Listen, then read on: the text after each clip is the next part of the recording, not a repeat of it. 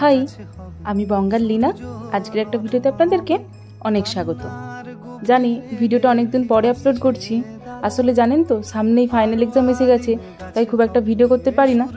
অনেকদিন পর আজ আবার কলেজ থেকে একটা ফিল্ড ভিজিটে নিয়ে গেছিলো, তাই ভাবলাম আজকে একটা ভিডিও আপলোড করা যাক। চলুন, আজকে আমাদের গন্তব্য এখানে স্টেশন থেকে, তাহলে শুরু করা যাক।